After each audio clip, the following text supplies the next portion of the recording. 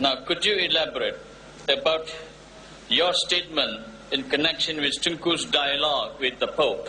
Elaborate that, and perhaps we would like to know more. That is my first question. You can use that microphone. Yes. You see, when I came to this beautiful country of yours in 1984, I met the Tunku, and he asked me, Ahmad, that's my name, he says, this dialogue of yours with the Pope, what happened? I says, no dialogue took place. You want to know why? I says, no, His Holiness didn't mean the dialogue in the sense which the Quran speaks. The Quran, Allah Ta'ala wants us to have a dialogue with Him, with the Christians. Ta'ala, come, talk about Allah's unity. He is the one and only Allah that there is. This is what Allah wants us to talk. That we don't associate partners with Him. Talk about that. So when His Holiness was making proclamations, like He's making today, you must see the star, this morning star. He wants to have a dialogue with the Muslims. So after many years of waiting, I wrote to His Holiness that I am prepared to come over to the Vatican and have a dialogue with His Holiness. Because the Bible says have a dialogue and the Quran says we must have a dialogue. So there was no reply. So I sent him another letter, there was no reply. So I sent him a telegram. His Holiness the Pope, I sent him a telegram. So I get a response telling me that he's prepared to receive me in private, in his secretariat.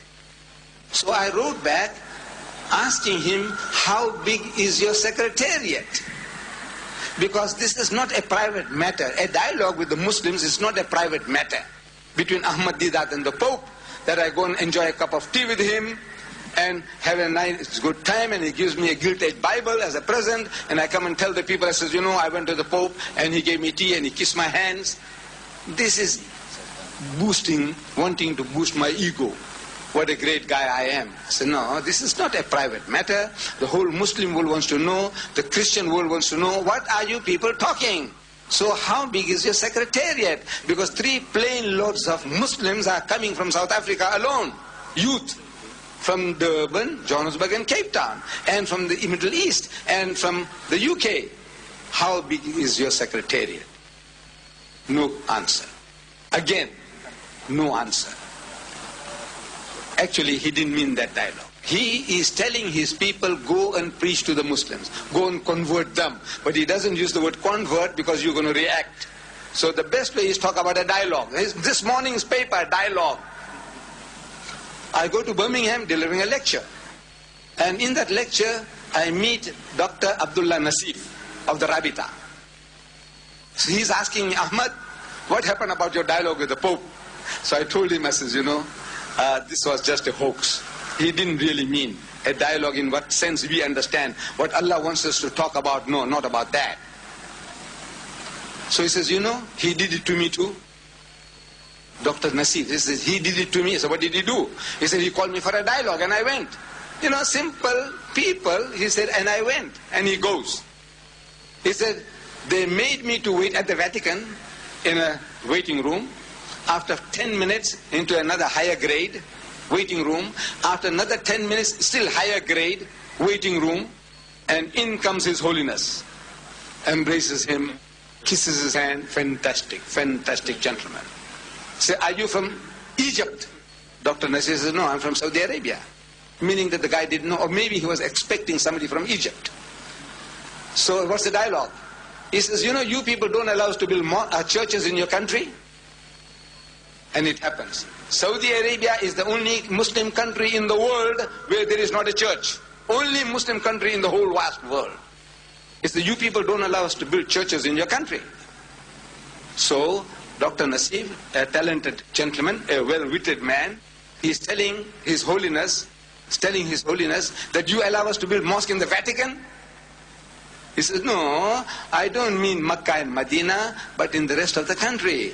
So Dr. Nasir said, look, to us the whole of Saudi Arabia is our Vatican. If your Vatican is 10 square miles or 100 square miles, whole of Saudi Arabia is our Vatican, is a holy land for us.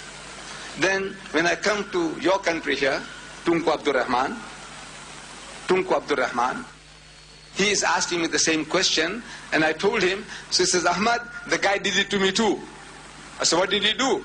He said, he called me for a dialogue, and I went. When I was around Egypt, he says, I went to the Vatican, to Italy, to the Vatican, and they received me well. Same treatment. First grade of waiting room, second grade higher up, third grade, and in comes the Pope. Charming, charming, kissing your hand, anything he will do. And the dialogue starts. What dialogue? The dialogue is, he says, you know, Tunku, sir, in Sabah, 2 of our Catholic priests have been caught drug trafficking, Dada, and they will die. Can't you intercede with the Sabah government on my behalf?